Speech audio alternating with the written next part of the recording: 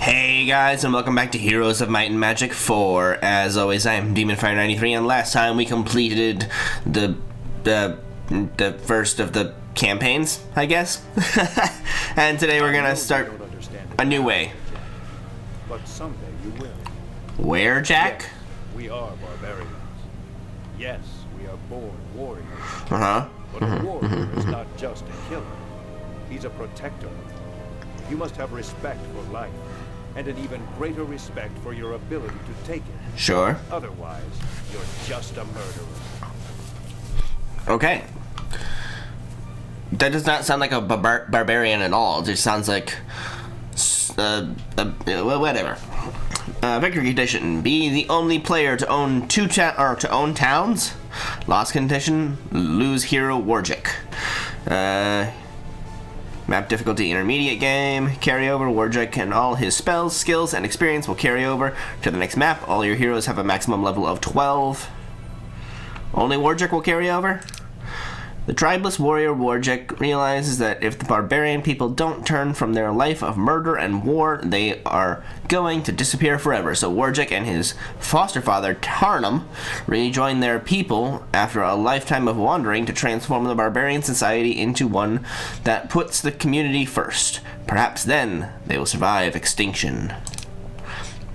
And the campaign is the reckoning, and endless centuries of warfare have brought the barbarian people to the brink of extinction. Only one man dares to save them, to force them to change their ways and return to the values of ages long forgotten. If the barbarian people are to survive, they must put their community first and return to the old ways. But can Warjic convince them in time? I don't know.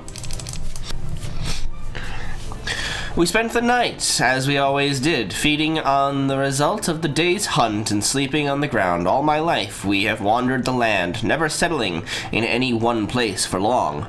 We stayed to the countryside, except for brief trips to towns to purchase new books. Books? Barbarians? Books? What? My foster father insisted that I know how to read, and not only in the human languages, but Elven, Dwarven, Minotaur, and other creatures' tongues as well. This is crazy.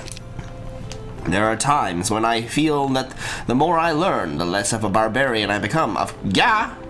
My people have never needed all this history, philosophy, and literature before.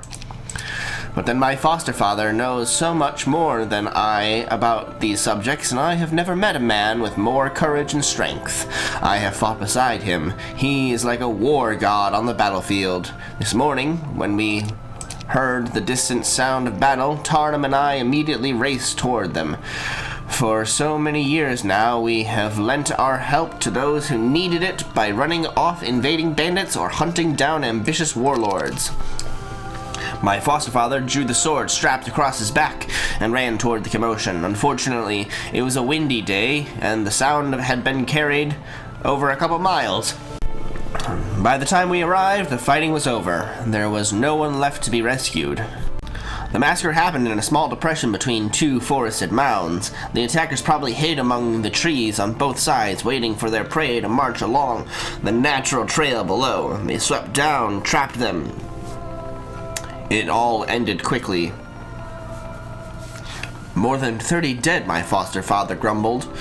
They were barbarians, mostly men younger even than my 23 years. This one must have been their leader, I said, gesturing toward the oldest. All around him there were scuff marks in the earth where the attackers had dragged their own dead away. He took 5 of them with him. A good death, don't you think, Tarnum? My foster father had always insisted that I call him by his name. I'm not sure why. I couldn't love him any less than I would have loved my real father, whoever he was. Death is best avoided, Warjic, Tarnum said. This man may have died well, but there are 33 barbarian corpses lying here. At least another 8 were dragged away by the other side. That's more than 40 lives. Add those to the thousands who were killed by the reckoning. Our people can't take this for long. We spent the rest of the days burying the dead. Okay. So, Warjic and his 8 barbarians. Berserkers. Alright, so what is this? Oh, it's a barbarian hut. Berserker hut. Whatever. More berserkers. Alright. Yes. So these are my people. Join me. Or don't. That's fine. Didn't need you anyways. For as long as I can remember, our people, the barbarians, have been my foster father's obsession. He languishes over their wars and grows angry over their outrageous behavior. I've been thinking lately that Tarnum's obsession has become mine as well. I couldn't forget the sight of those boys and men lying dead, killed by their own kind. Tarnum says that a barbarian's bloodthirst goes back many centuries, but I blame the last barbarian king Kilgore for the position we are now in. His insane war against the rest of the world claimed so many lives, especially in that final battle. At least Kilgore perished as well. I bet Kilgore's your father, huh? Just my guess. To make matters worse, when the portals to this new world opened up, many of our people refused to pass through them. They feared those magical doorways and would rather die than get close to one. Now the barbarian people have spread out over this new land in tragically small numbers. You would think we would learn from our mistakes. You would think, with so few of us left alive, we would stop fighting against each other. But these lands have been divided between warlords and chiefs, all of whom want to be the next barbarian king. If this fighting keeps up, we will disappear forever. I talked it over with Tarnum yesterday while we dug the graves for those unfortunate warriors. I have always thought Tarnum should lead our people. He should be the barbarian king. Believe me, it has been a sore point between us. If anyone could have dethroned Kilgore, it would have been Tarnum, but my foster father wouldn't even consider it. He refuses to even talk about becoming king. So there had to be an alternative. What if I became the barbarian king then? I said. Tarnum looked at me for a long time. His eyes always seemed so sad and distant. Why? He asked. Why do you want to be king? Because you won't. Is that all? Someone has to change our ways or we won't survive the next generation. How do you plan to accomplish this? Tarnum asked. I could tell by the tone of his voice that he was simultaneously anxious to hear my answer and afraid of what it might be. Tarnum never asked a meaningless question, so I thought about my answer. I can't just conquer our people. Although there's bound to be a battle at some point. No, if I am going to change our people, I need to convince them first that they need to change. Tarnum unsheathed his sword and placed it in my hands. Bring our people together, Wargic, he said. Okay. Ring of Strength. Sure. Join me? Fuck you. Damn people. When we came upon the band of centaurs, my foster father surprised them and me by greeting them in their own language. Tarnum spoke it fluently. Was there no end to his knowledge? When one of the centaurs unexpectedly pounded Tarnum on the chest with all his might, I reached for my sword. It's all right, Wargic, Tarnum said, stopping me with his firm tone. It's my turn now. Tarnum drew back his fist and returned the blow. Remarkably, the powerful centaur staggered. I am not a small man by any measure, but I don't have the usual height of a barbarian. However, I can pit my strength against just about any man, that is, except for Tarnum. The centaur's companions jeered and laughed at the one who lost the contest. Meanwhile, Tarnum turned to me. They'll join our fight, if you'll have them, he said. Why, just because of that? I replied, referring to the crude contest. Of course. Centaurs have always been a rugged lot. They have the same distaste for magic as we barbarians. I have always wondered why they hung around elves so much. Guess it was simply convenient for them at first. And then because of tradition, their traditions rule them, just like they have ruled the barbarians for so many centuries. Didn't that hurt? I asked. Tarnum touched the place where the centaur had hit him and winced. Oh yeah. Just don't let them know that, he said with a grin. So they're going about the fact that the centaurs were a part of the Haven, or not Haven, the Sylvan, the Rampart in Heroes 3, and now they're here with barbarians. Interesting. Hey, look at that, 23 centaurs have joined us. That's very nice.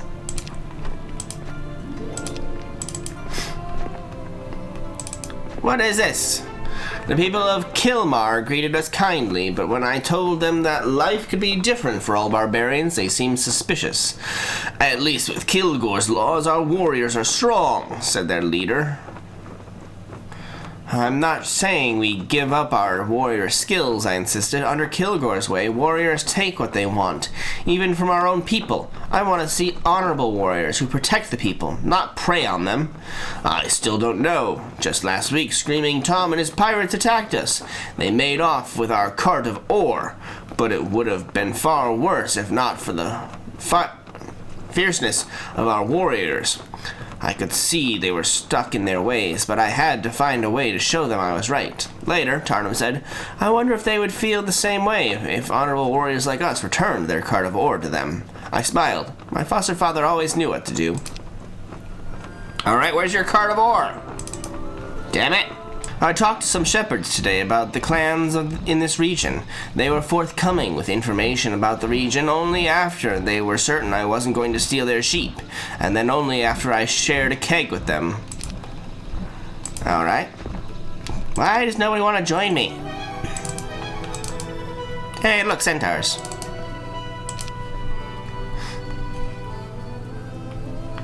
Feel like I need to have a... keymaster for the border gate guard, so... Not today. No, wait, is this our cart of ore? Nope, that was just my ore. Don't mind me, just claiming all the things. Oh, these ones want to fight. How bold of you.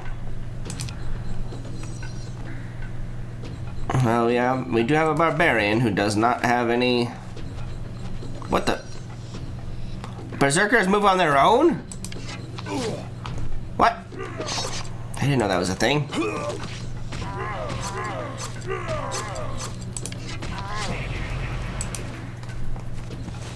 Well, that was a lot of death. 23 berserkers to be precise. Jesus. Berserkers attack in a frenzy with no thought of defense. They are so riled up, in fact, that they cannot be controlled during combat. At the earliest opportunity, they will charge the enemy. That's fun. Sure. Fight the band of griffins?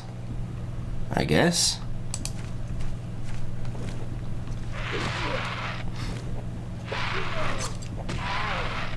So many of you fuckers died.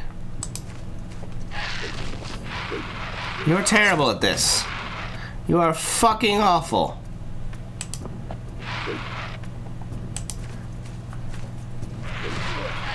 You're going to get us all killed.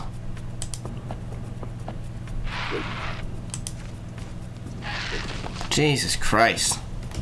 That was terrible. There goes my entire army. Hey, look, that must be the bandits or the pirate people. Alright. Alright, what about you? You want to fight too? Of course you do. Everyone wants to die. You certainly suck at fighting, bud. There you go, idiots.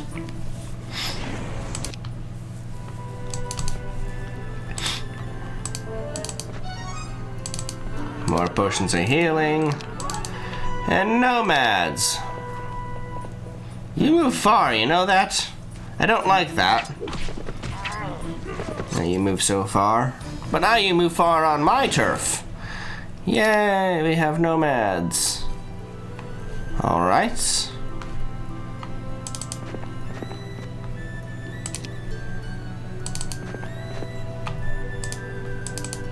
Pirate boy.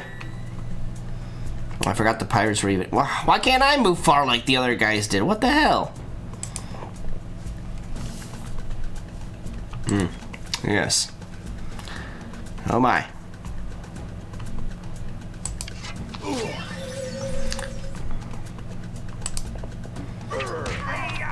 Hey-yar!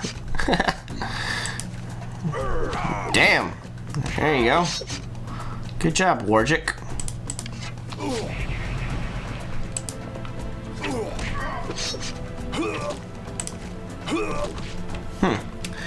I'm learning things about our armies. Hold on.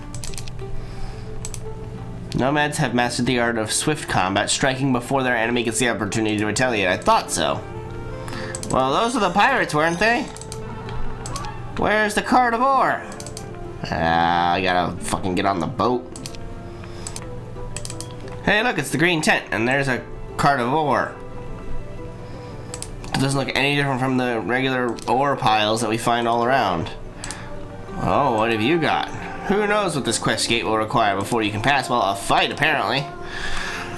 Tarnum suggested searching the small island. Pirates, he said, seemed to be attracted to remote places. We set sail in the dead of night so that no one would see us approach. And just before morning, we landed and marched inland. That's where we found Screaming Tom's camp. I was tempted to attack them while they slept. Screaming Tom and his thugs were murderers. They deserved whatever they got. But then I wouldn't be able to look at my reflection if I had. I think Tarnum saw the conflict within me because he said, if the positions were reversed, Screaming Tom would slit your throat while you dreamed. I didn't want to become like Screaming Tom, so I gave the pirate a chance. I sounded my horn 3 times, and then I shouted, "Surrender Kilmar's carnivore, and the one known as Screaming Tom. No one else will be harmed." Of course, the pirates chose to fight. Aye, that they did.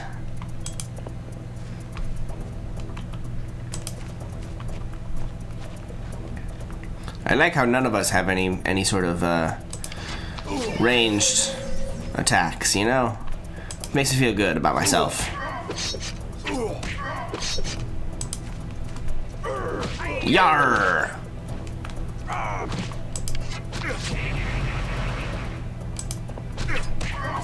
Ah, you killed one of them. Damn you.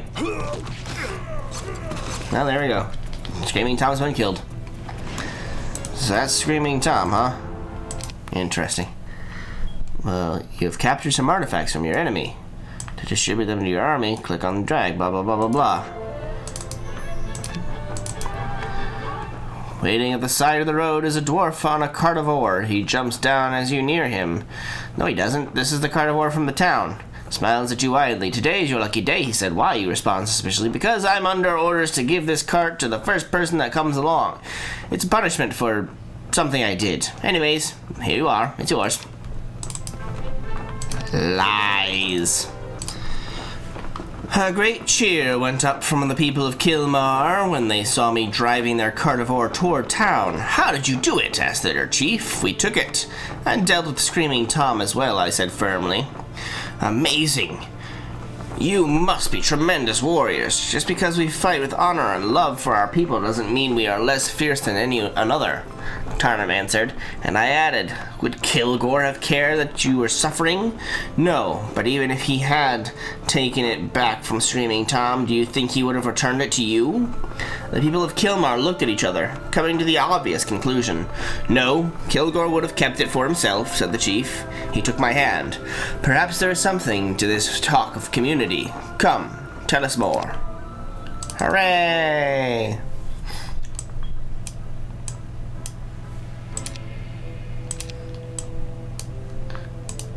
We have things. We have a town. So we can get nomad tents or harpy peaks. And then ogres or cyclops, and then cliff nests or behemoths. Let's get the centaur stables going so we can strengthen up our ranged units. Alright, we have a town. Why are there centaurs out here? What is happening?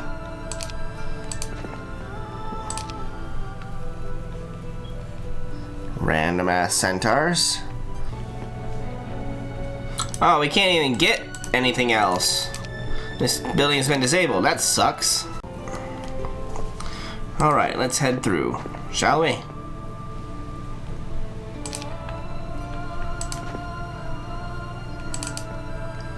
Let them run. Gems are mine.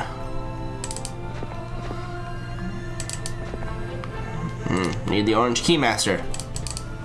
But of course. The wrestling pits. Increases melee attack by 2 and range attack by 2. Increases... Wait, what? Melee... Okay. All heroes gain 10% magic resistance for each magic dampener. The dampeners act separately of each other, not cumulatively. In the caravan. We should definitely get that.